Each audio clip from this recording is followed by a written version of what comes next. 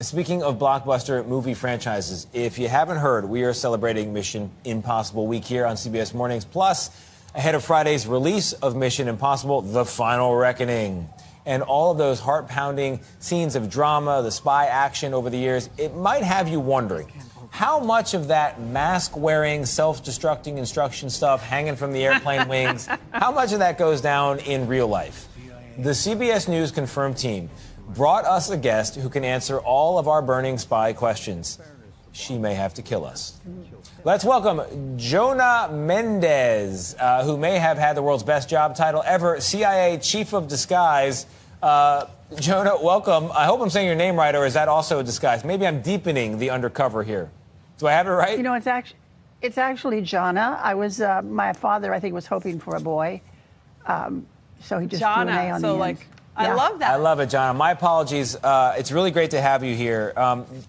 Because of your background and your knowledge, when you're watching a movie like Mission Impossible, does it seem on some level silly to you? Some of it seems silly. Some of it is just plain old fun. So, Jonna, Mission Impossible is known for, especially when Tom Cruise takes off that mask. Is there any kind of technology that achieves that in the real world of intelligence?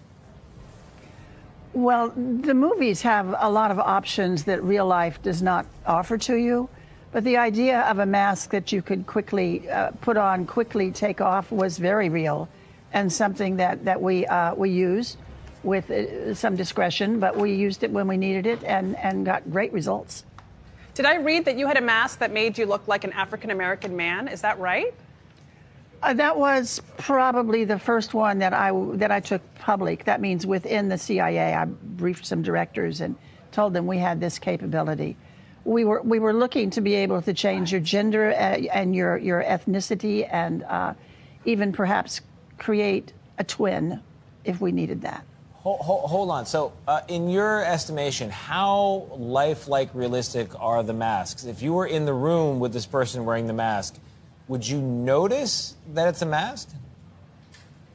You would not notice unless you told a really hysterical joke and the person couldn't laugh hysterically. It had limits. It could smile, couldn't laugh hysterically. I know. I wore those masks in a couple of pretty tight situations, and no one knew until I announced it. Jonna, is it right that you wore that in front of George H.W. Bush, and could he tell? I did wear it. Brent Scowcroft was in the room, Bob Gates, John Sununu, Judge Webster. No one. Judge Webster knew because he was head of the CIA at the time. No one else had any idea until I took it off. I had no idea. So you did it just to show them that this was possible, is that right? Absolutely. I wanted the president to see that we had taken disguise to a really dramatically new level.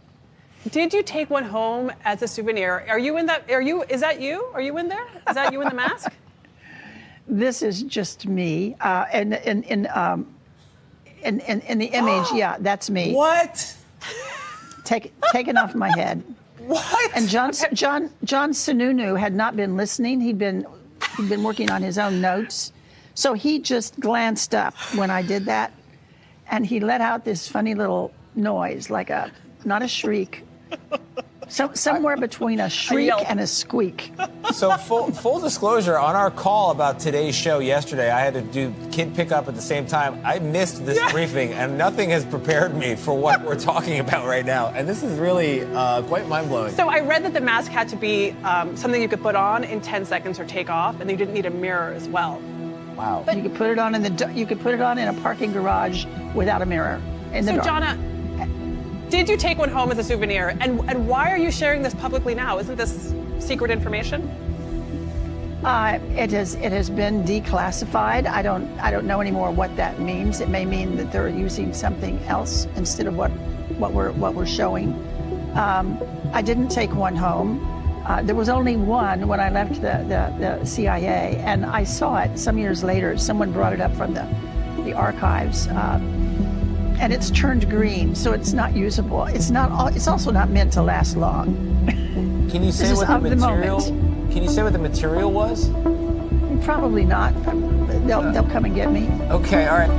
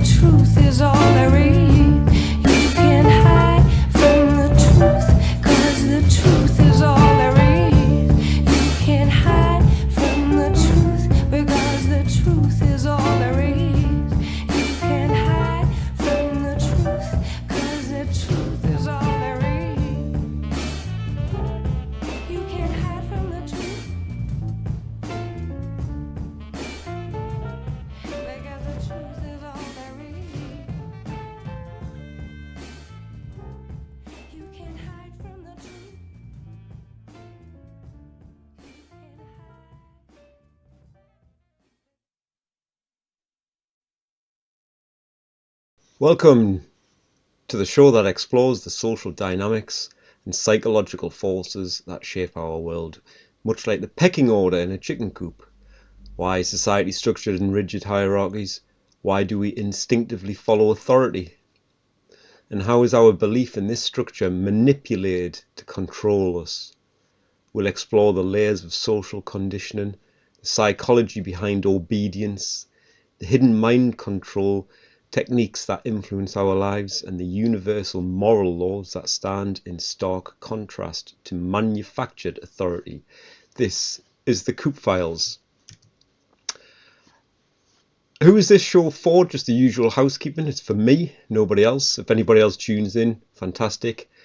Hopefully people can get something from what it is I'm trying to put out there, and realise that we live in a religious cult and we are not really free, and we just live in under the illusion that we are free. Who is this show not for then?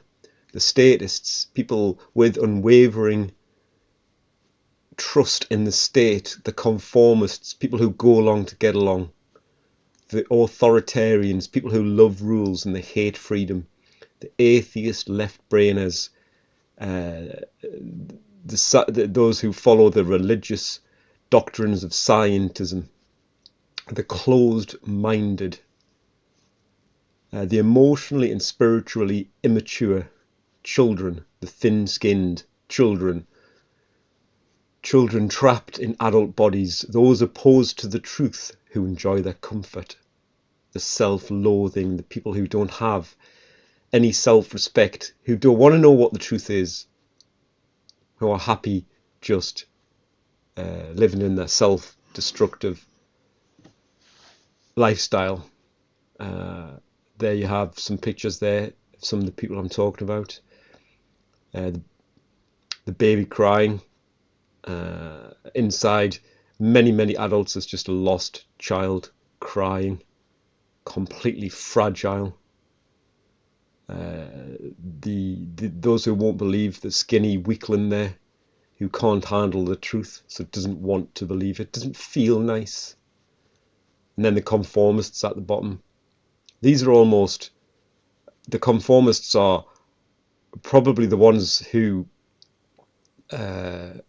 most deserve most of the criticism. They know that that's a mushroom. I haven't got the picture on. They know that that's a mushroom, but nobody else is saying it, so they're not going to.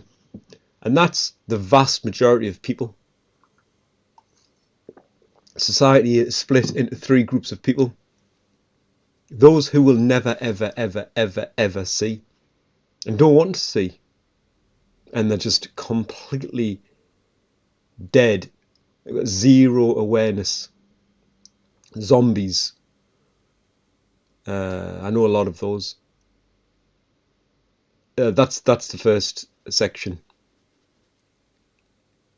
Let's just call that 20%. Then you've got about 60% of people, the vast majority of people, are the conformists. They know it's a mushroom. They just haven't got the courage to say it until somebody else says it. 60%. And then you've got 20% of people who will just say, I don't care what anybody else says. That's a mushroom. Walks like a mushroom, talks like a mushroom, smells like a mushroom, tastes like a mushroom. It's a mushroom. That's the other 20%. And it's the 60% in the middle, the conformists, who need to actually wake up to what's going on in the world. I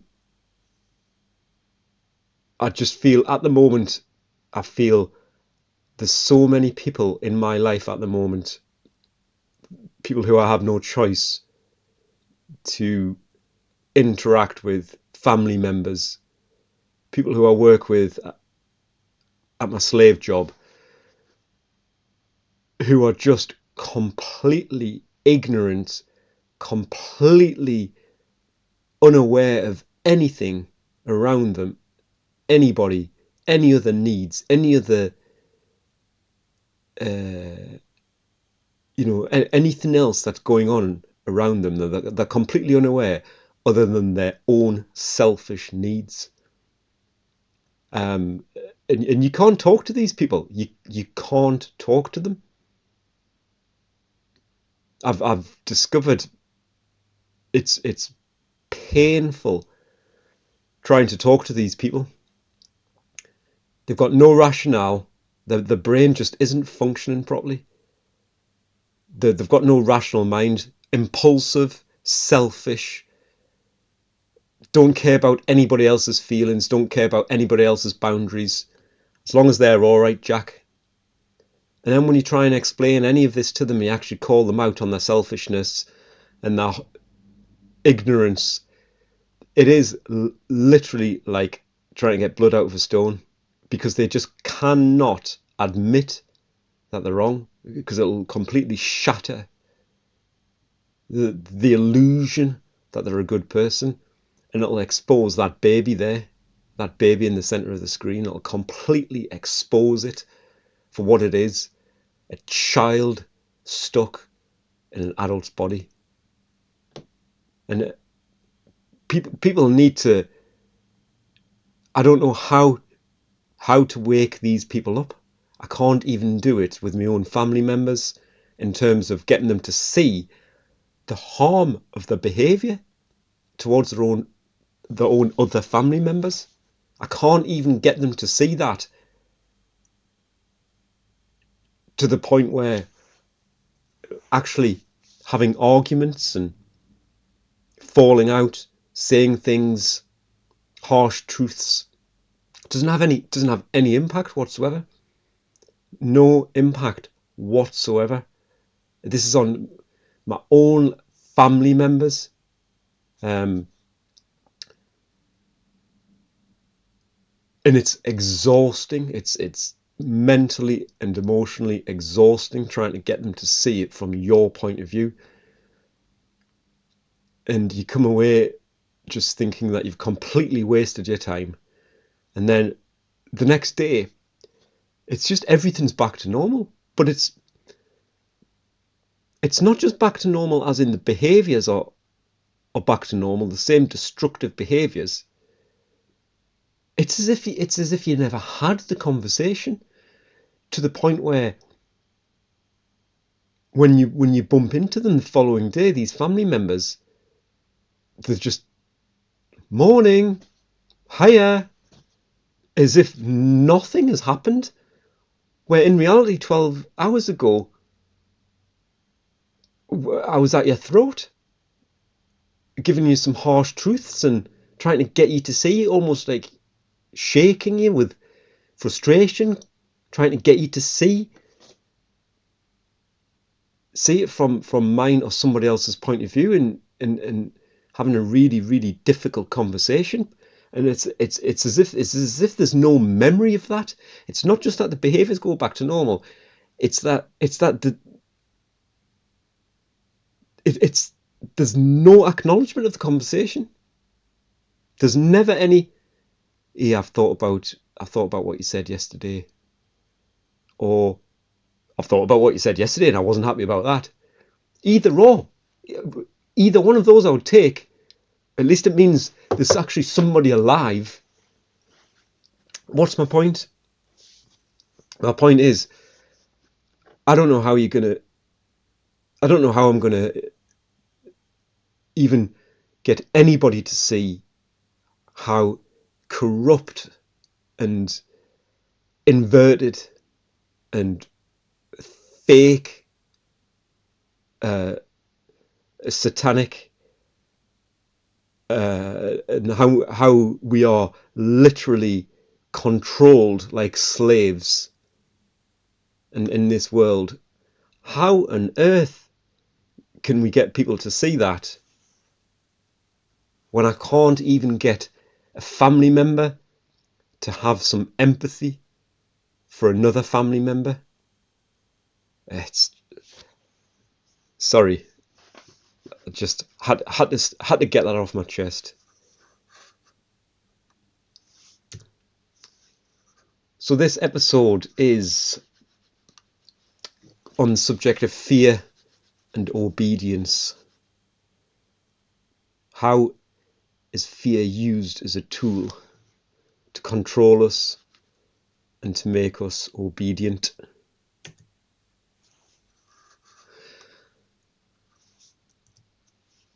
And there's a lot of fear out there at the minute, in particular. False flags, more false flags in the news. Oh, by the way, it's Tuesday the 3rd of June 2025.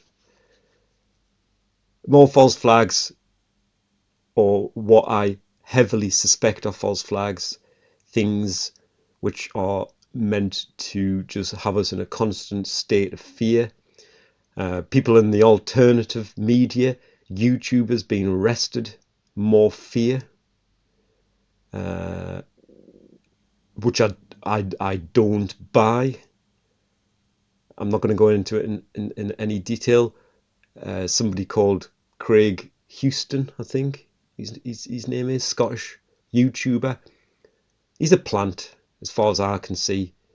It's not his first time he's been in the media. It's not the first time he's been arrested and been threatened with legal action. Might not have been arrested, but threatened with legal action and threatened to keep his mouth shut. It's not the first time. This is an unusual person in terms of nothing adds up. I don't think he is who he portrays himself to be. I think he's a plant. I think his role is to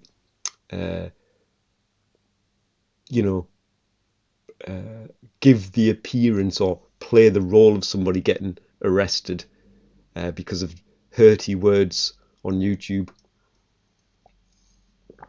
I think this is just fear, more controlled fear by these actors are put in place. So yeah, fear is all around us at the minute. Fear of war, fear of disease. So fear, the weapon of control, it's the oldest tool of slavery, and it's still working today, as I've mentioned. If you don't understand how fear controls controls you, you're already a slave.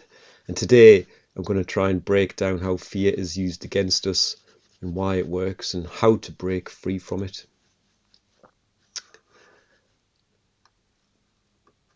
So part one, what is fear and why is it powerful? It's an emotional response to a perceived threat, real or imagined. It's worth remembering that it can be an imagined threat.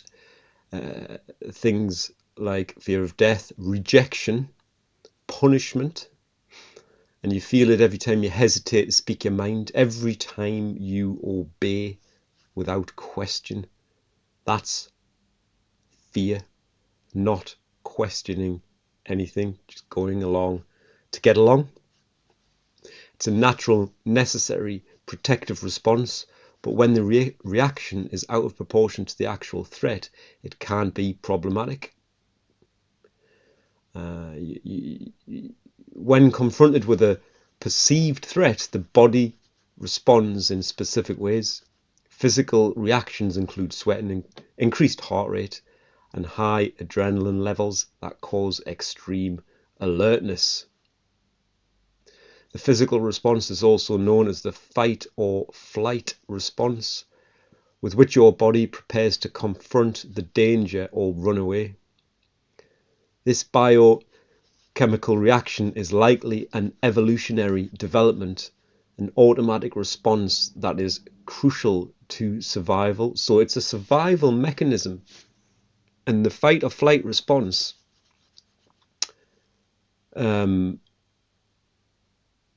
what happens is when you feel your heart beating, pumping blood through your veins to the areas of your body which require it most, and that's the muscles, the arms and the legs, because you're either gonna fight with your arms and your legs, but mainly your arms, or you're gonna flight, you're gonna run away, your legs, and that's where it's pumping all of your blood to. And when you're doing that, you're not thinking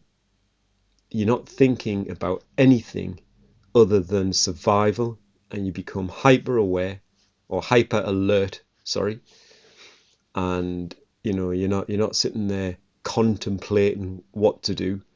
It's all instinctive, very, very, very quick decision making in order what's the most likely safe response. And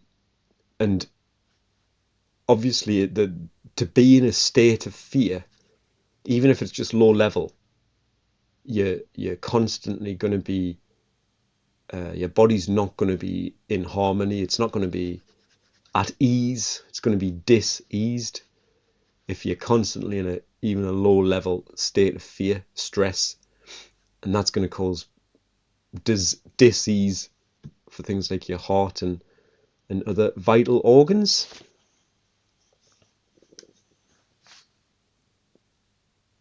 The emotional response to fear, on the other hand, is highly personalized, because fear involves some of the same chemical reactions in our brains that positive emotions such as happiness and excitement do. Feeling fear under certain circumstances can be perceived as fun.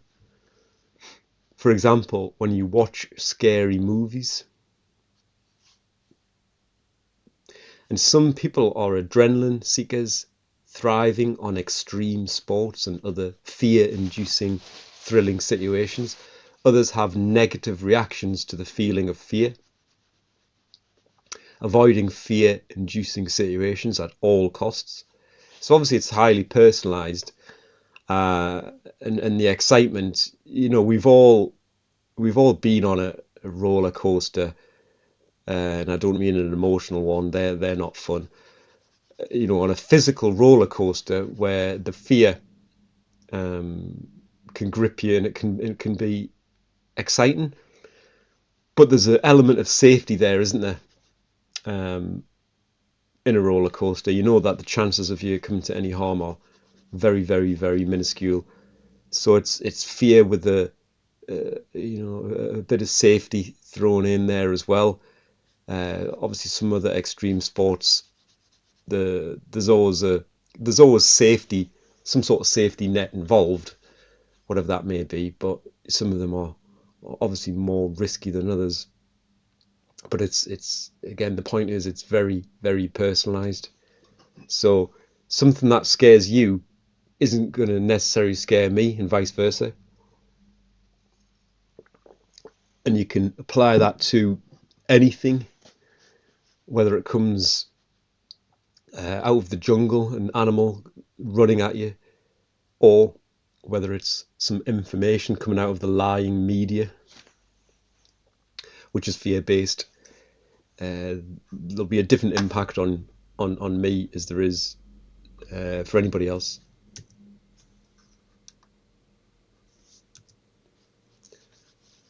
Some common fear triggers include certain specific objects or situations: spiders, snakes, heights, flying, etc.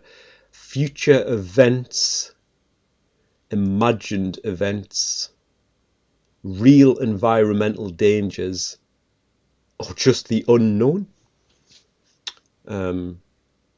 Future events and imagined events, they certainly took advantage of those triggers back during the 2020 PSYOP, and also the unknown. So you can see straight away how they used these triggers to get the vast majority of people to behave in a way which was desirable to them, to the controllers. It wasn't desirable to any of the people. The threat was perceived or imagined. It wasn't what we were being told by any stretch of the imagination. It's a powerful and important human emotion that can help protect you and prepare you for action, but it also can lead to longer lasting feelings of anxiety. Finding ways to control your fear can help prevent anxiety from taking hold. So you can imagine when there's constant fear pumped out of the media and out of the television, anything from, some of the things that I've already mentioned, these events happening, casualties, people getting arrested, war, catastrophe, the world's going to end. No wonder there's a mental health crisis, certainly in this country, probably across the Western world, and it's starting to take hold in children. Children are starting to suffer mental health problems. That's not normal. That is not normal. And if anybody says, and anybody in a white coat or otherwise, or a black suit, tries to say, well, that's part of having to deal with the reality of the impending doom of this world, no, it's not. For a start, it's again imagined and made up, and children shouldn't be part of it anyway.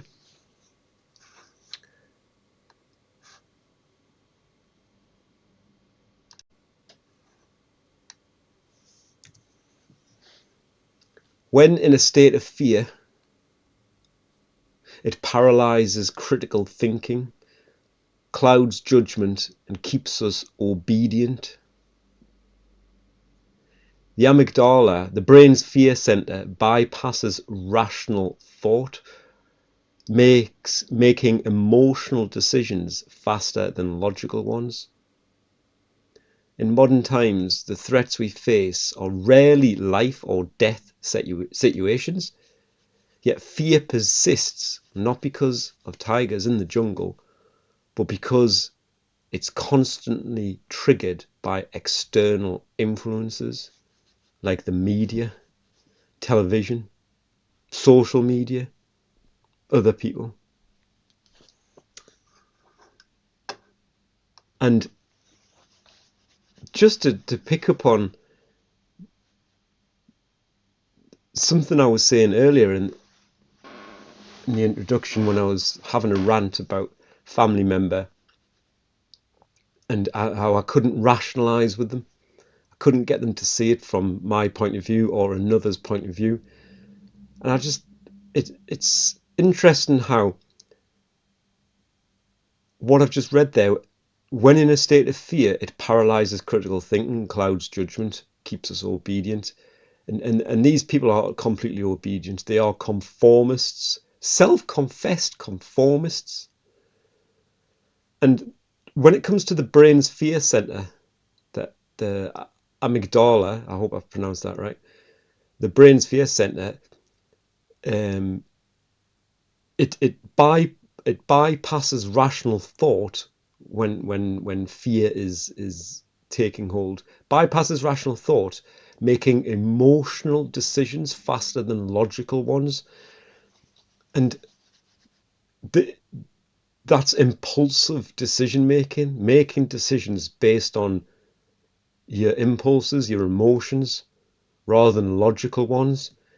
And this, obviously, when somebody's in a state of fear, that's what they're going to do.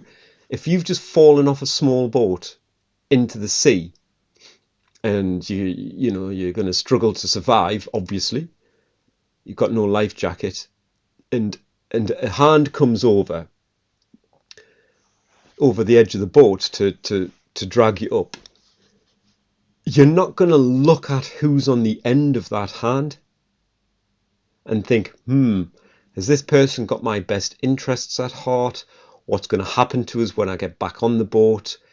Do I feel comfortable in this person's company? All of these rational decisions that you would make when you were about to get into a small boat with somebody. You wouldn't make any of those decisions. You would make an emotional decision instantly.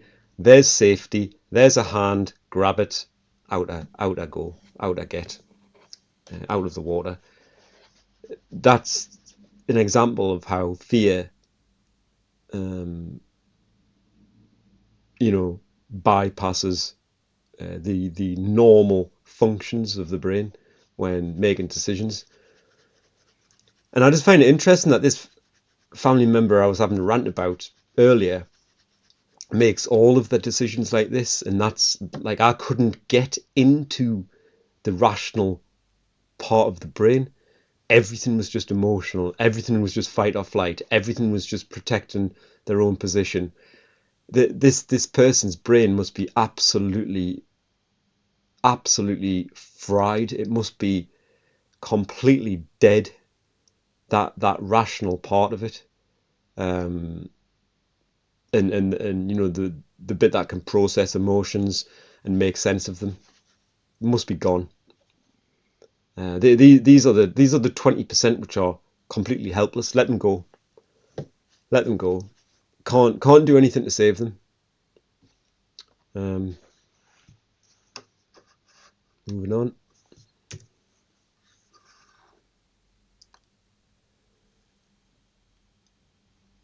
Part 2, historical use of fear as a tool. Religion, obey or burn in hell.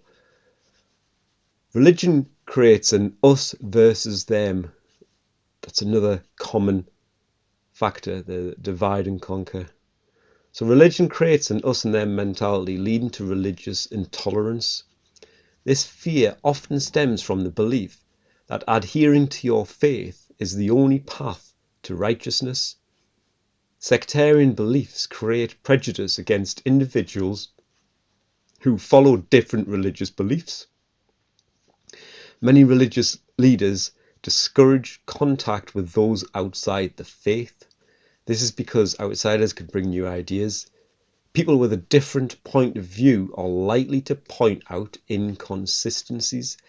This could cause members to question their beliefs. Sounds like a cult, doesn't it? I mean, we live in one big cult. Everything is just cults within a cult. If you look at so many of these groups, religions, but yeah, we've all experienced that moment where you question somebody's religion and possibly the inconsistencies, and you're met with, a fight or flight response from that person, and they can't handle the truth. They don't want to hear it, and they'll just fight to not hear it, and because they can't handle the cognitive dissonance of holding two contradictory beliefs. So that's why they fight. That's why they go into fight or flight. It's a protection mechanism, self-protection. That's what fear is there for, to protect you. You can either fight this information or run away from it. And, when you know you're beat, you run away. The government's another religion. Obey or be punished. Again, it's the fear of being punished. You are either with us or with the terrorists. This was George W. Bush on the 21st of September 2001, following those attacks in New York. And again, straight away, you're creating us versus them mentality. And you are the enemy if you don't obey. The with us or against us statement is a way of persuading others to choose sides in a conflict which does not allow the position of neutrality.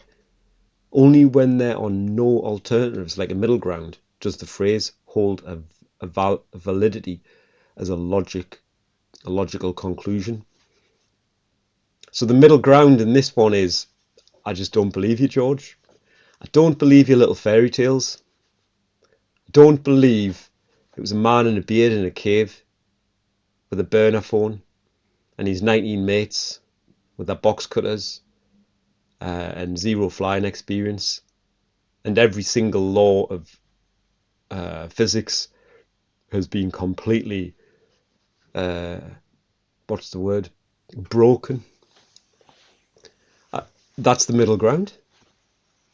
But no, you're with the terrorists. So again, it's fear. Nobody wants to be labelled with the terrorists.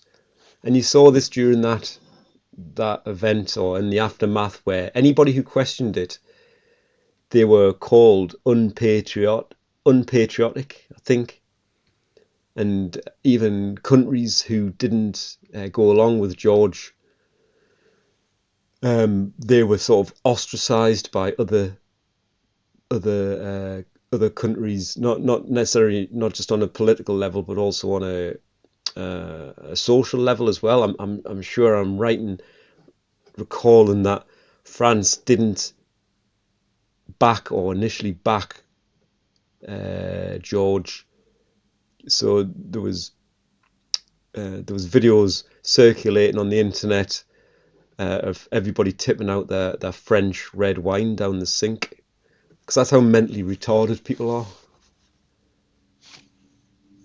Anything to virtue signal. I think I'll finish that one.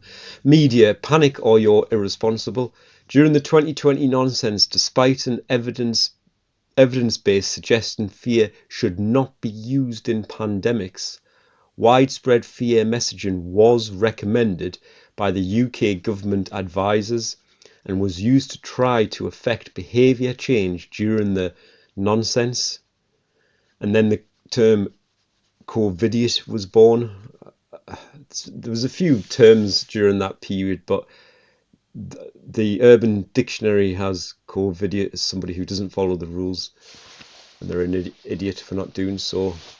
Although, even though none of the rules made any sense, because there was no science to back them up whatsoever. It was all just pure propaganda, and that's provable. The science proves that, and we knew it at the time. And unfortunately, the conformists, you know, the 20% zombie class and the 60% conformists just went along with it, and then we got dragged along with it. And remember that fear is a very personalized experience. So at the start of the nonsense, for example, the government advisory group SAGE, you can find this in the minutes if you look back. They at one of the meetings during the early nonsense, they made a statement that the general public wasn't scared enough, so they had to ramp up the fear using emotionally charged messaging or emotionally based messaging. And then it really, really ramped up in the media after that. And you know, there was a good section of people knew that this is what was going on and this is what was being said behind closed doors. But the vast majority of people didn't know that they were doing this, and that ramping up the fear and the emotionally charged messaging is completely unethical. And if you've got a real emergency on your hands and a real threat coming over the hill, you don't need to do that. You just need to tell the truth, and the reaction will be appropriate. Now, imagine for your average, 20% zombie who believes everything that comes out of the government and the media, they would have already been petrified. And somebody like me, I wasn't scared at all. I had no reason to be scared. So when they ramp everything up, the effects on those two people, for me, it did nothing whatsoever. Didn't change my mindset. And that's been proven. I've been proven right. I had nothing to be scared of. Never had any disease, any symptoms, anything. Nothing wrong with me. Nobody in this household has. Because we weren't living in fear. But the person who was already petrified, once it's ramped up, what's it going to do to that person? They're going to be unsalvageable.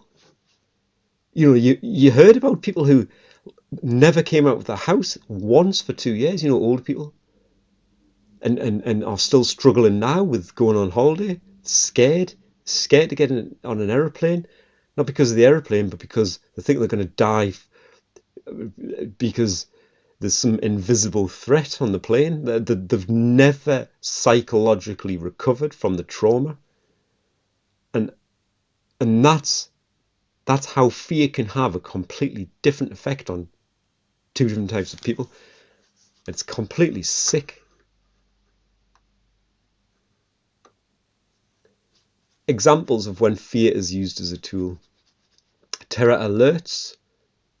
This is in the UK. We're on a constant terror alert. You can see them there: low, moderate, substantial, severe, and critical. An attack is highly likely in the near future. And since 2006, the UK threat has fluctuated between substantial, severe, and critical. So we've always been sort of in this state where we're told an attack is likely or highly likely, or it's coming in the odd time, it's coming in the near future. It's for our own safety, though, isn't it? Then there's the UK Emergency Alert System. We'll let you know when you're in danger. The warning system is intended for use in major incidents such as flooding or terror attacks. The alert system was launched on the 19th of March 2023 and tested on a nationwide basis for the first time 23rd of April 23. Fear delivered direct to your mobile phone. And these dates are not coincidental. This will be covered in future shows. The 19th of March is the beginning of it's just before the equinox, which is a very, very, very important time for the dark occultists who pull the strings of the puppets that we have to watch and put up with. It's a very, very, very important time of the year, and it's also known as the season of sacrifice, when they plant their seeds for the future and other forms of sacrifice. And then the 23rd of April is St. George's Day, and I think I've covered this in a previous episode, but very briefly. St. George's Day is just another symbol of the sun. This is when the sun has risen, and it's now has defeated the darkness. It's now fully into the northern hemisphere, and that's what St. George represents. The blazing red sun cross has defeated the dragon, has defeated the darkness, the ego, Satan, whatever you want to call it, draconian overlords. And they're just completely mocking us. The fact that they're bringing out more draconian tools on the day that the sun was meant to have defeated the darkness and the draconian symbols.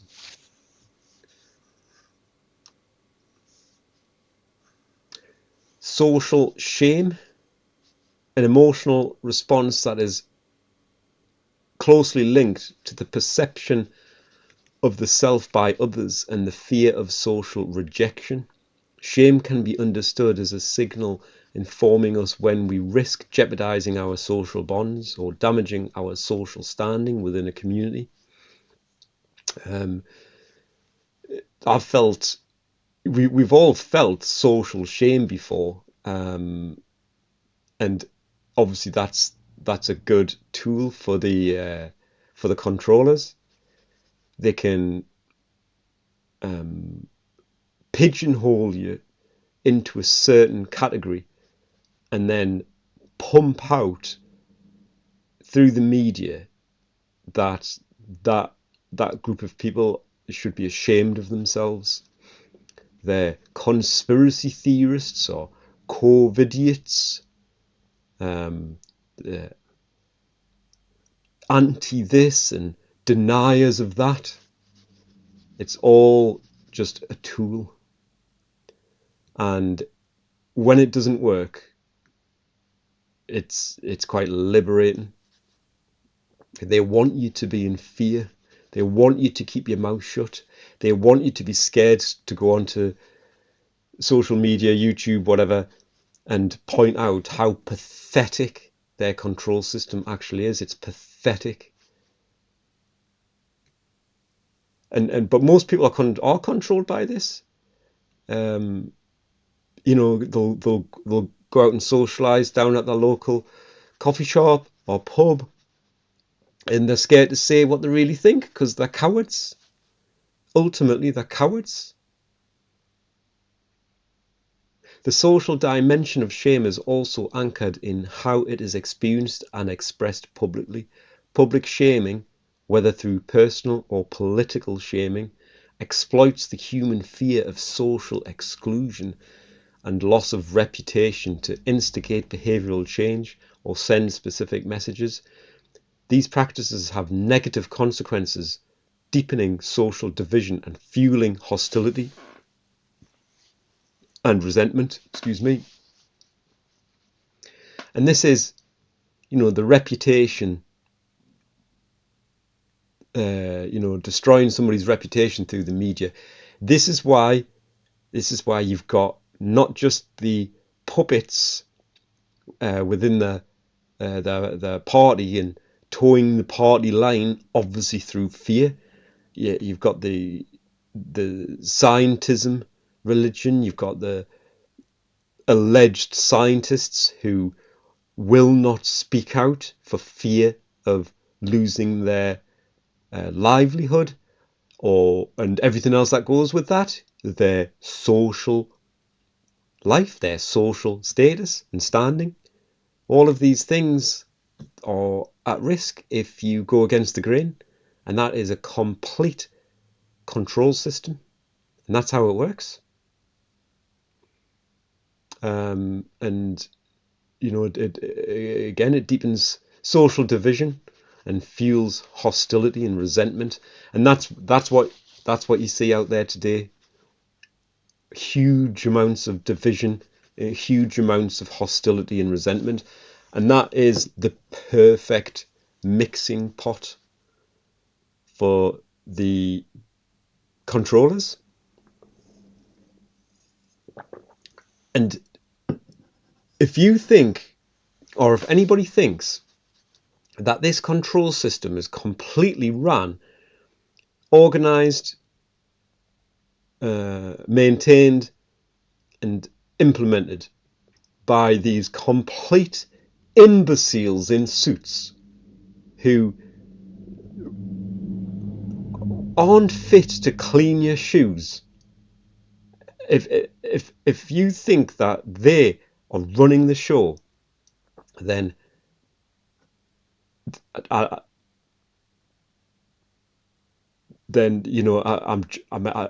we may as well just give up now.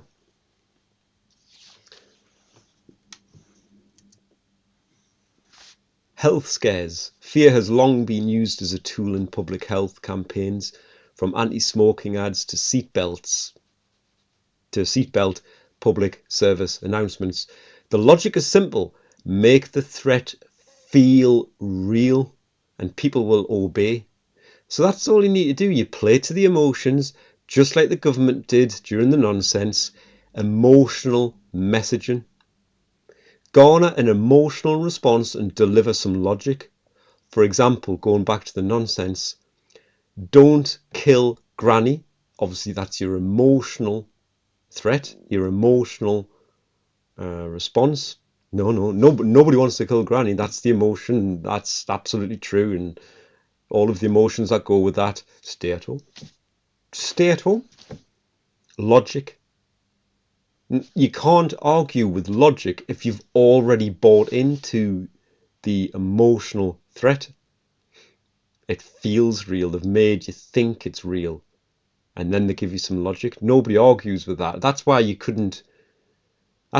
everybody was so utterly convinced that what they were being asked to do was appropriate and real, and because it was all emotionally driven, and then the solutions were logic in relation to the emotional threat, the emotional response. It's only when you step back from the emotional response and you think, what? And you haven't fallen for that emotional mind control, and then you look at the bigger picture and you realize that it's not, it's perceived, that it's just a perception which is not real. And once you see the reality of it, the logic doesn't make any sense. Stay at home.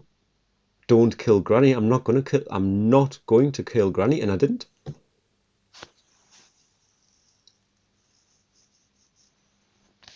Obviously, that's just one example in relation to the nonsense.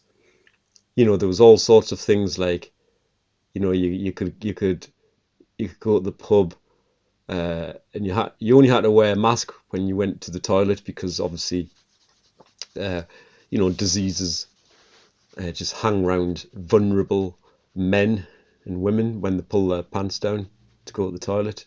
That's when they strike. Not while they're sitting at the table with 6 people eating some food. No, they respect your privacy then. They respect the fact that you're having a meal. Meal times are important. Fear-based messaging can backfire when the perceived threat does not materialize, or that the threat is so far-fetched it is unbelievable. And that's what I was trying to say there. It can backfire because you just start to completely lose trust.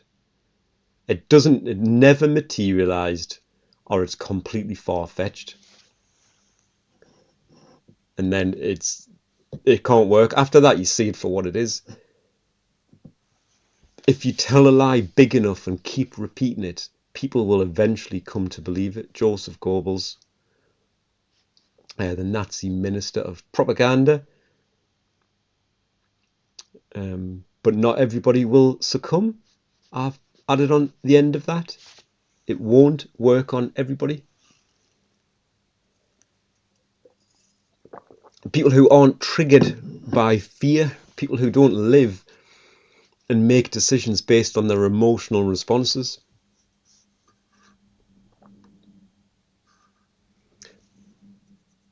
How fear is used today. The fear machine. Fear keeps you in survival mode, as we've said. No critical thinking, which equals obedience. Survival mode, basic instincts. Self-preservation is the drive to preserve the body, the life, and the functions of the body. The ambition for this instinct, this basic instinct, is a safe and secure environment at home and at work.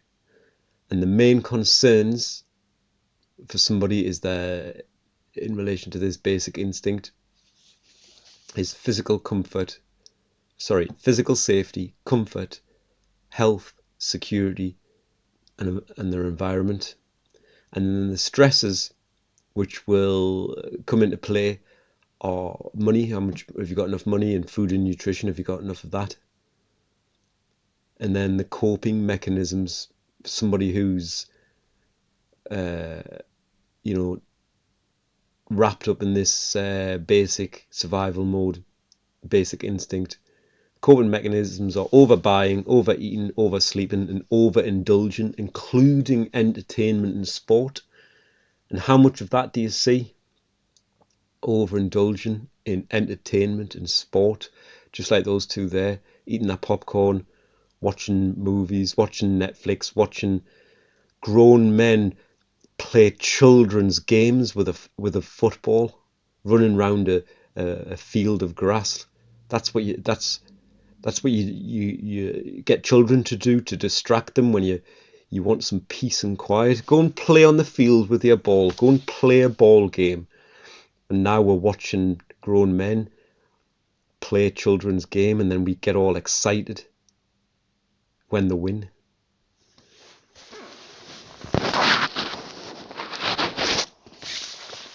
That's survival mode.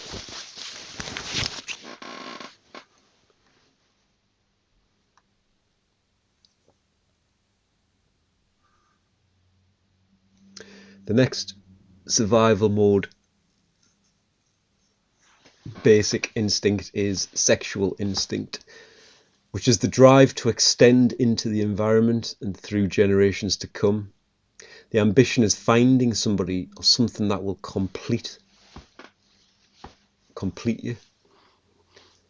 Obviously, the instinct here is to obviously continue your gene, that instinct that all humans have or should have. But this is a very basic instinct, and the concerns here are intense experiences, connection with others, people, attractions that produce adrenaline. So that's what people are looking to get out of this. experiences and connections and people and attractions. And the stresses are lack of mental or emotional stimulation, lack of personal connection.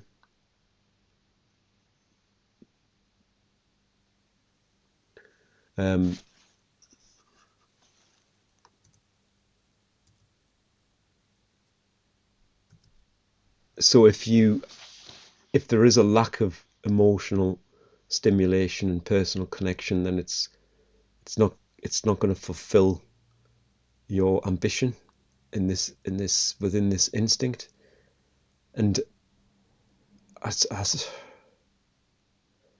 I do see a lot of relationships where there is a lack of those things, mental, emotional stimulation, and you know, I perceive there to be a lack of personal connections as well. And obviously the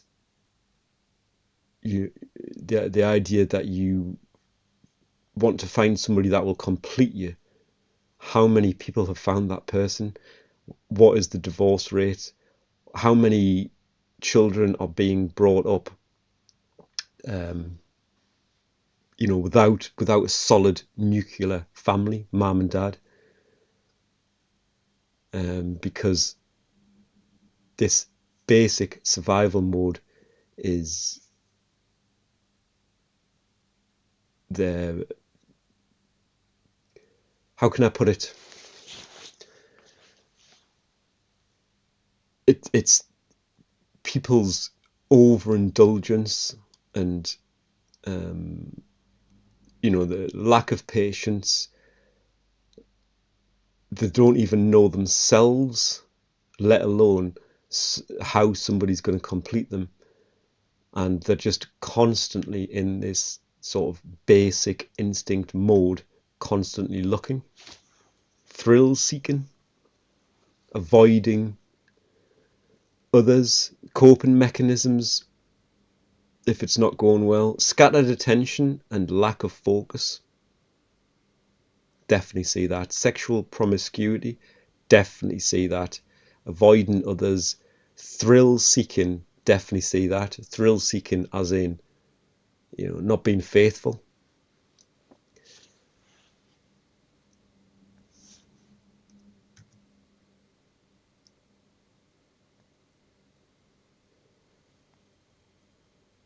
Social instinct is the drive to get along with other people and form secure social relationships and bonds.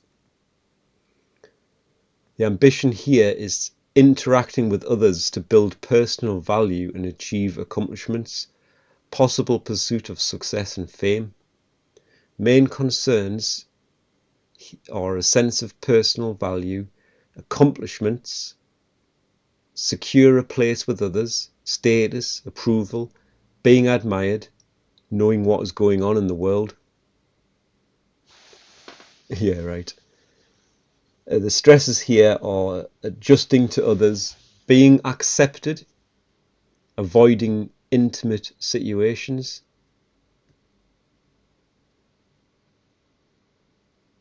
So again, you can see how the conformity element fits in here. People want to fit in. They want a sense of personal value. They want to feel like they've accomplished something within the social circle.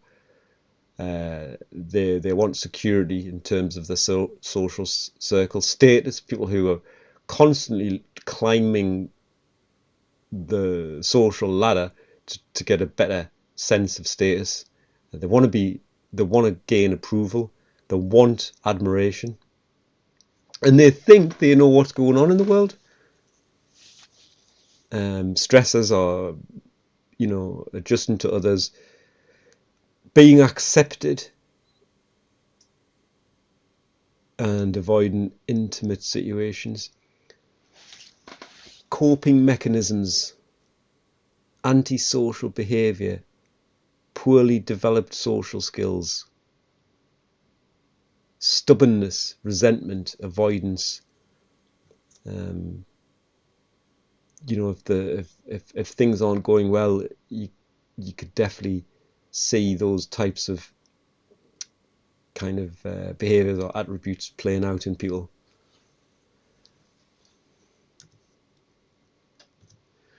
So they're the sort of survival mode basic instincts and how they affect us, what the ambition is, what the main concerns are, stresses, and how we cope when things aren't going according to plan. And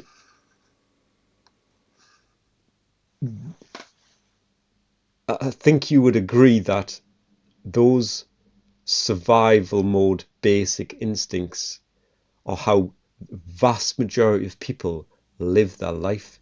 That's all they want out of life. That's all their ambition is, and that's what they strive for, and that's how they measure their success.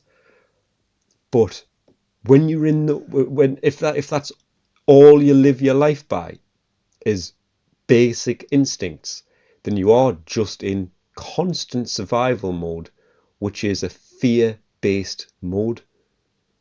And that's never going to be good for your health. It's never going to be good for your development, and it's never going to be good for, your self-sovereignty, for your to be the master of yourself. You're always going to be living by somebody else's rules. You're always going to be obedient, and ultimately you're a slave, because you belong to somebody else or to something else. You don't belong to yourself. The decisions you make are not for you. So that's what I mean by a slave.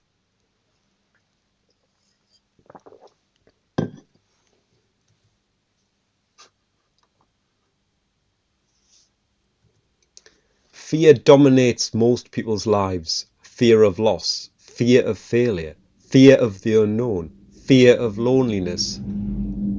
Quote by 50 Cent, which I could have just put that quote on from the start and just wrapped it up after 20 seconds. That's what dominates most people's lives. Fear keeps you in basic survival mode. You will go along to get along for fear of personal safety, loss of relationships, or loss of social status. The basic psychological understanding is weaponized. This basic understanding is weaponized against you for control of your mind. Those who control your mind control your actions, and you're unwittingly creating the reality of their desires. That's how you create the reality that we live in. It's through behaviours. How we behave in the physical world creates the world that we live in. And if your mind can be controlled through all various tools, but mainly through the tool of fear, then you will behave in a way which is beneficial to that controller. And that's how we are controlled, that's how we are governed, and that's how we are in the mess that we are in. Where, we've covered this in previous episodes, the mess that we're in.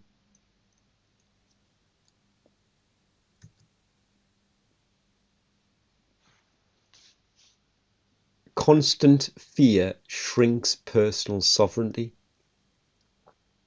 To be sovereign, a great superior or supreme, having supreme power, highest supreme chief principle.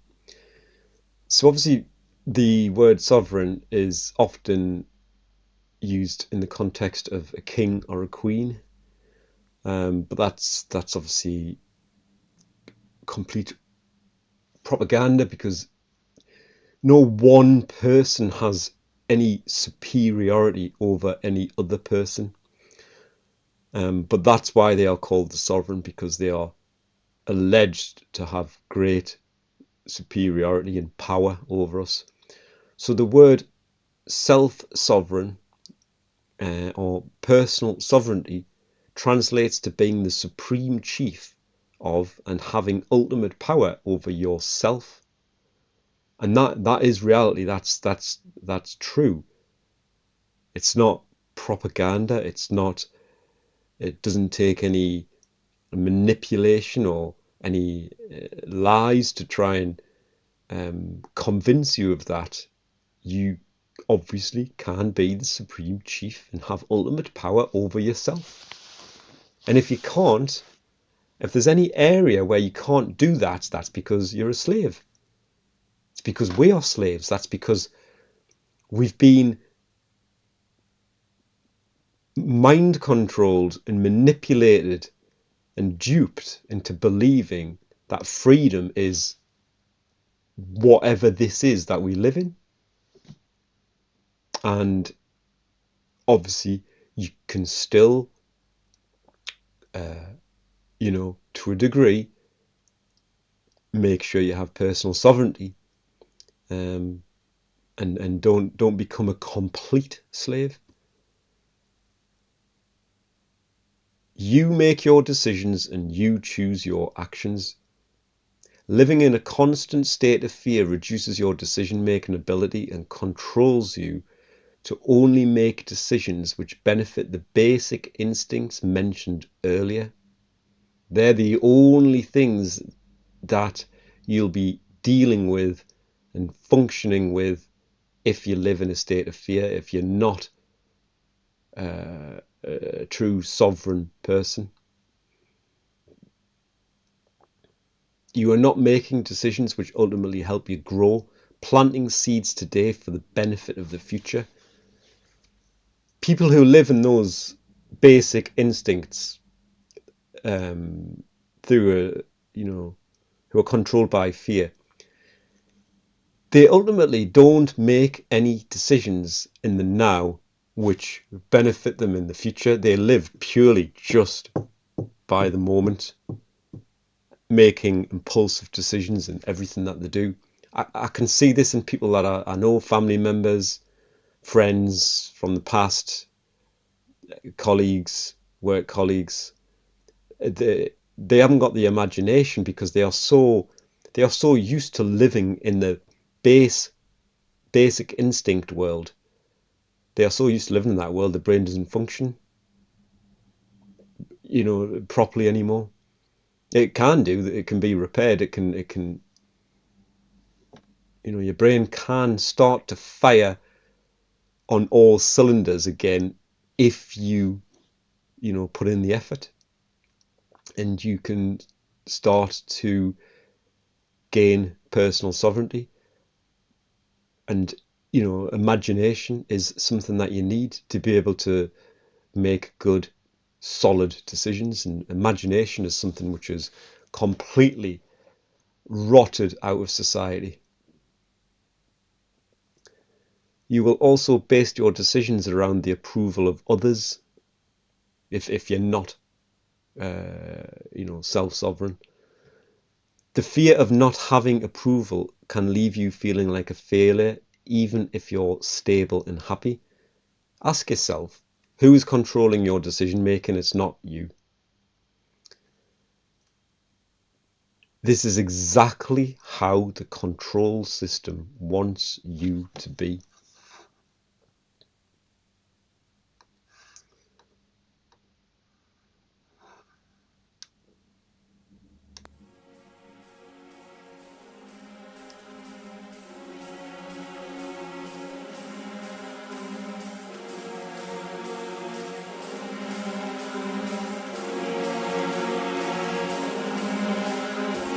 Locked out like a dog in the rain, bag on my shoulder and a pocket full of change.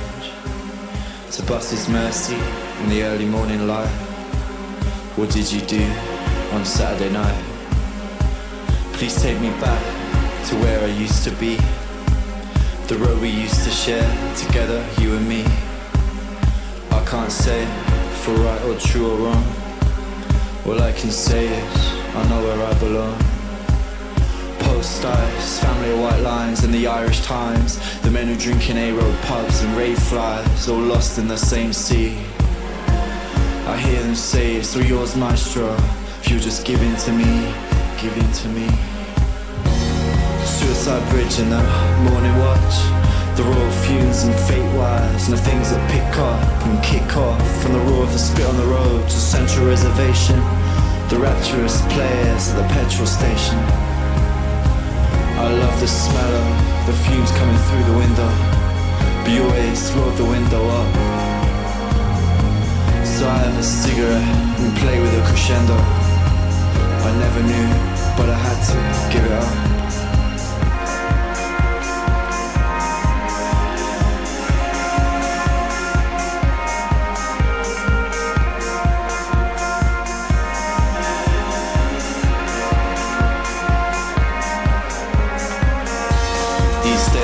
On the wrong side of the window.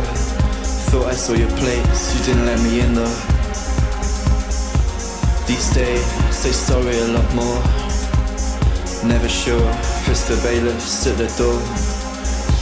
But I still walk the same road at night. Watch the same rain, melt the same lights. Bag on my shoulder and a pocket full of rage. How many late nights does it take you to change? Always thought you were holding me back, but turns out you were just holding me together. Well, I make a move and sound big time, crash in though. I walked for years in the hills of a hero. Suicide bridge in the morning watch. The raw fumes and fate wires, and the things that pick up and kick off. From the roar of the spit on the road to Central Reservation. The rapturous players at the petrol station. Down over the hill, the lights in the distance glimmering, all shine lit up for me, and the little for you too, or so I thought. Or so I thought.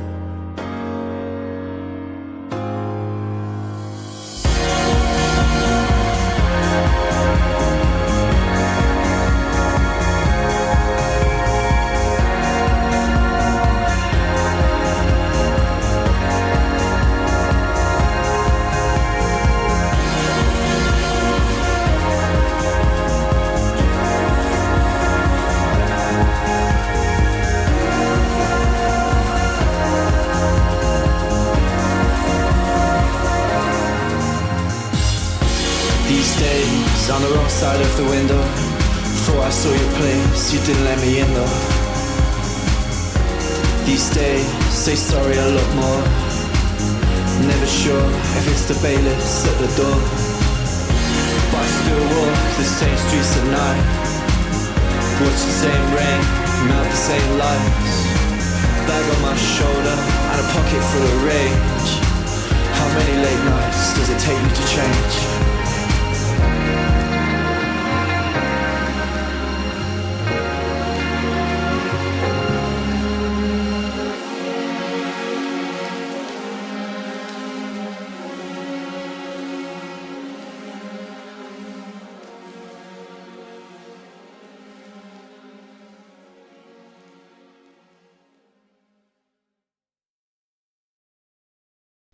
How to break free and gain personal sovereignty. Personal sovereignty is taking ownership of your own actions and feelings.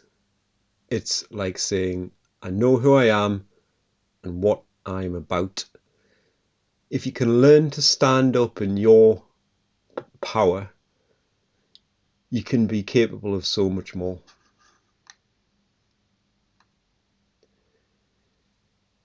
You'll have a greater balance in your relationship with others. With self-ownership, it is much easier to find balance in your ties with friends, family, and everyone else. Gone is that dependence on what they think, which can add pressure to one side of that relationship. If you decide to love yourself first, that is a quality people can admire and respect. There is power in that. The focus here is shifting power from others over to you. Shifting power from others over you to you over yourself. I'm in control. And it's an amazing journey to watch it happen. And when I say love yourself first, it doesn't mean, worship yourself like you're some sort of god. It means just love you. Love who you are. Love everything that you stand for. And have self-respect, build self-esteem. And make sure you're better today than what you were yesterday. You will feel more comfortable in your own skin once you start to obtain personal sovereignty, more comfortable in your own skin. This will help you love yourself. The experiences of feeling complete, worthy and belonging are feelings that must come from within ourselves. We understand that we are a unique and amazing part of the riches of life. You will no longer have to wonder, am I doing this right? This part that someone else told me is the right thing to do. Instead, it will be your decision guiding you and your internal light showing you the way. You'll also feel a great release from societal pressure. You'll be free from the cycle of power. We are responsible for our own beliefs, words, emotions, and actions. And that's key. Thoughts, in other words, your thoughts, your emotions, and your actions, you're responsible for them all. Do not let anybody else manipulate your thoughts, particularly your emotions. And once you're aligned, once those three elements are aligned, then you will start to become a sovereign person. And these thoughts, emotions, and actions create the world around us. As we mentioned before, that's what creates our reality. So personal sovereignty is taking back your power and extracting ourselves from that cycle of external power. We'll place ourselves on the throne, in other words, and at the wheel of our own lives. You'll feel in control of your own story. Personal sovereignty naturally gives you the feeling of being centered, calm, and sturdy. This is a place of true, authentic, self-generated power. We create our reality through the things we choose to keep our focus upon. Energy goes where attention flows. Or energy flows where attention goes, I think is the right way around. That's how we create our reality, what we focus on. So don't focus. Be aware of the negativity, be aware of keeping your eye on the ball, but don't keep your focus upon it. Ultimately, is each of us that chooses what our reality is going to be. And the more people aligned, the more to a moral way of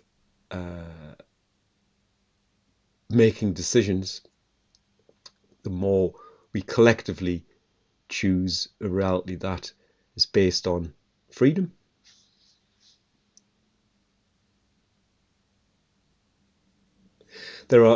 Things are not happening to you. You are rising up to meet the world. You happen. Again, that brings you out of victim mentality. We are the authors of this life of ours. What are you choosing to write? It's your choice. Where you are today is the result of all the decisions you have made in your life. You are not a victim. You are the skipper. If you're not happy with your life, there's only one person to blame. Put it right. steer the ship in a different direction, or stay the victim and stay the slave to other people's, what other people want you to be. And remember that the system wants you to be a victim. It doesn't want, millions and billions of self-sovereign people running around the planet. So how do you gain the personal sovereignty? How do you break away from approval and, recognize the incredible value you have? The main key in breaking the cycle of approval is to find value in yourself. Trust yourself. And again, trust is a huge, huge part of this, because the vast majority of people, I'm saying the vast majority of people, the majority of people that, when I get to know them, they do not have any trust. And ultimately, that's because they don't trust themselves. They are self-loathing. They are not sovereign. They've had some sort of trauma in the past, and probably in childhood, where they've completely lost trust to the point where they don't even trust themselves to make the right decision. They just haven't had, a stable and supportive upbringing in the world. You've got to learn to trust yourself. Once you trust yourself, you'll be able to trust others as well. So trust yourself. It's important not to rely on external sources. Situations change, jobs change, people change. So even if you are pleased through others' approval now, it will be a constant quest to maintain that through the years. You are the sole constant throughout your life. Again, I say this in so many people where they just want everything to stay the same because they've found comfort, whether it's their job or a situation, their friends and people, they've found comfort, they've found approval, and they cannot cope if that changes. I say this all of the time where something has happened, a friendship that I've been involved in has drifted through natural reasons because things change, people move, life moves on, whatever, and they cannot cope. They become a victim and they become paranoid and think that they've done something to offend you. No, it's just called nature. So again, don't rely on external sources or situations for approval. You're the only constant guaranteed in your life. So make sure that's where you get your validation from. Make sure that's where your approval comes from, yourself and objective morality. If I do these things, I'll receive attention and praise. Everyone will love me. I will be seen and valued. Break away from that. It's not true. You might get some attention and praise in the short run, but attention is not something you should be striving for. It's nice when it comes, but treat it as just exactly that, something which is nice for a moment if it comes, and praise exactly the same. Do not strive for these two things and think that everybody's going to love you, because they're more likely to stab you in the back. You're just living a life which is a lie. It's common, and to a degree it's understandable. I don't understand it these days because I don't think I've ever been that way. I like people to like us, but it's not something I don't craft my behaviors around gaining likes. Don't care. Really do not care. As long as I like me.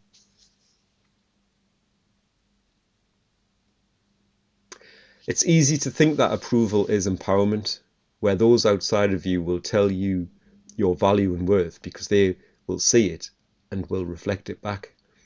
But if you allow yourself to be ruled by others' opinions, you will never truly have ownership of your own life. And again, I can see that in so many people's lives who I've either been close friends with in the past or family members. That decision making is completely skewed. Big important decisions that they've made in the past, or which have led them to where they are today, in not the best of positions today. Looking back at those decisions, they were not made rationally, and they were not made for themselves.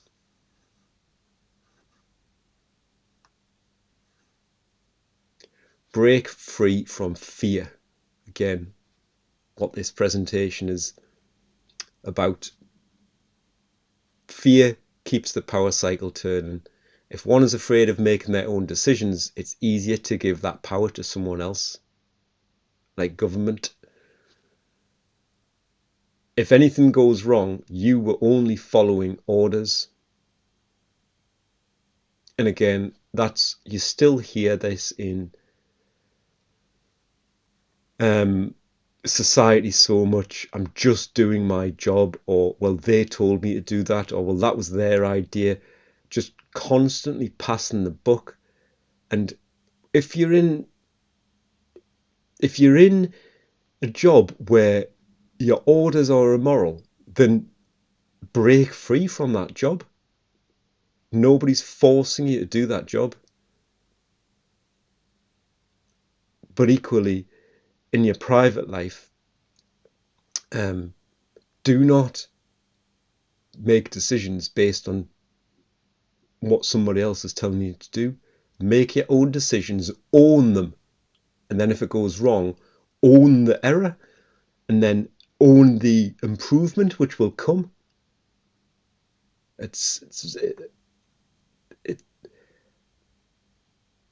People, the fact that people still don't get this, and when I say don't get it, I mean it doesn't come naturally to them in their life, in their behaviours, in their decision-making processes. This is child's play. But here we are.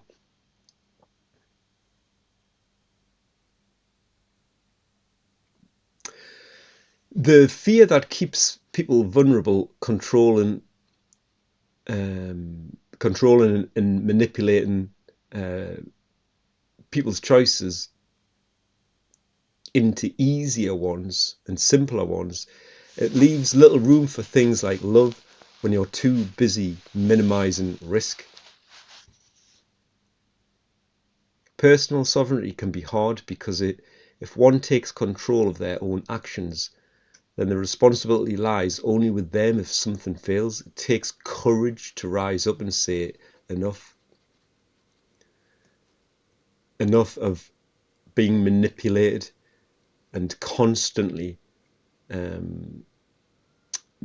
looking at minimizing risk and living in fear, being manipulated, and not having enough time for other things in your life because you're just too busy living in fear. There are many little things you can do to take away that fear. Don't engage it if you notice it creeping up in your mind. Instead, simply acknowledge it, thank it for trying to protect you, and then let it go on its way. Taking time away from your stressors is also highly encouraged. If breaking free from fear means turning off the news for a while, cutting off negativity, that's perfectly okay. Again, if you feel the fear, just acknowledge it and let it flow away. Let it in, let it out. Again, unless there's the tiger running through the forest, it's coming to savage you. There's not that many real dangers in our modern life. Reframe your situations. Personal sovereignty doesn't mean you stop taking hard decisions in your life, but there is a great way of reframing these situations to put the power back in your hands when faced with something uncomfortable. What you'll do is decide for yourself what actions to take and reactions to have in any situation. You'll decide for yourself whether you are choosing to do these things on your own or are having choices taken from you. For example, if you work in an immoral job and are given an unpleasant order, it can feel like your free will is not present. But you can quit and are choosing not to. There are consequences to those decisions, obviously, but there are also consequences to not quitting. The point is, both of those choices are yours. One is empowering and the other one is diminishing. And one, if you know, in these immoral jobs where you know it's immoral because you know what you're being asked to do is not right, and you know that your self-sovereignty, self-esteem, self-respect is being diminished by doing these unpleasant jobs, but you're also diminishing people's freedoms by doing jobs which ultimately steal from them and restrict and take away their freedoms. You can always choose your actions and your reactions. Practice expressing your needs and desires. Expressing yourself when you are so used to accommodating others' needs can be a hard transition. We spend so long taking care of others that when it comes time to take care of ourselves, we can have trouble even identifying what it is we need. Expressing those needs to others may take practice. Sometimes that means setting boundaries. Boundaries is a big one. And taking time for yourself. Please don't feel like setting aside time for self-care is unimportant. These steps aren't easy if we feel unsafe or unworthy, especially if that feeling has carried on for some time. Unsafe or unworthy, self-loathing, anxiety, fear. If you're not in touch with your inner knowing or have been told through subtle or not so subtle means that our needs aren't valid, that your needs aren't valid, this may seem insurmountable, but you can do it. So being told through subtle or not so subtle means that your needs aren't valid. How often do you see that in media coming out of the immoral and complete trash government and communist regime at the moment? How often do you see things come out of the media and the government that just makes they're designed to make you feel like you're not important? Individuals aren't important. It's the collective. It's a communist mindset. It's the greater good. Individual needs can't be catered for. Anybody who thinks like that is selfish. This is if you brought up a child with that mentality, you would turn them into a little narcissist with no self-esteem, compulsive liar, and a bully. That's what that messaging produces, because we all have our individual needs that are valid, and it's if we aren't given the tools and the freedom to meet those needs, then obviously that can cause other psychological problems.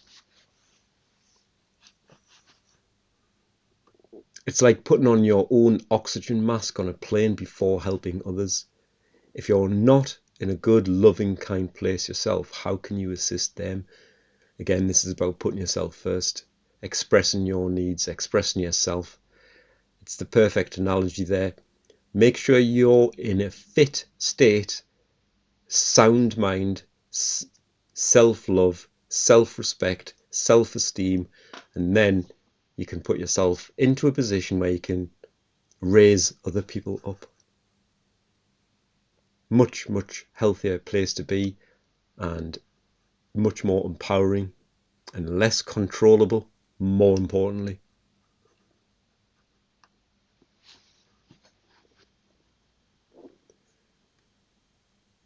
How to break free from fear-based control. Recognize when fear is being triggered. Pause and feel it. You'll get used to the feeling. Fear, so examples are fear of missing out. News outlets frame stories in ways that make you feel like you must stay informed or risk being left behind. Again, they just want you in there. Clickbait, or they want to get you into the fear-based news story. But again, it's all manipulating you through fear to get you, even if it's just to buy the newspaper or click on a link. Fear of the unknown. Vague threats like unprecedented times create anxiety without providing solutions. Again, when you feel that trigger, you know that it's a technique. Just pause, feel it, and let it go. Don't let them drag you down. Question the threat when you feel this fear. Is it real, and who benefits? What's the motive? Who benefits from keeping me afraid? Is this fear rational? Are the threats exaggerated or misrepresented? What's the evidence? Seek multiple perspectives before accepting fear-inducing narratives. Multiple perspectives. Act anyway. Courage is action in the presence of fear, not absence of fear. So courage doesn't mean no fear. It means still carrying out the action, even though there is a presence of fear. Fear creates obedience. Fearful citizens are less likely to question authority. You won't question the hand that's coming out the boat to save you, even though it's the one that pushed you in. Divide and conquer. Fear of the other is often used to pit groups against each other's, ensuring a divided populace. Get them to fight each other, and then they'll not bother us. So act anyway. Even if you feel fear, do what you know is right.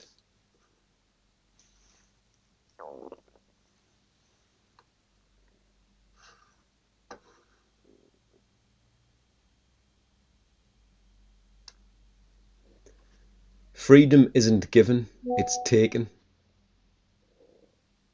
Understand this, and you're on the way to reclaiming your life.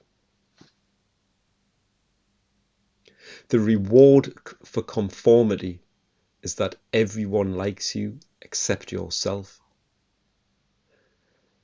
That's the quote that I use at in the opening credits, because it perfectly describes the current human condition. Self-loathing conformists. Fear is the leash, courage is the key.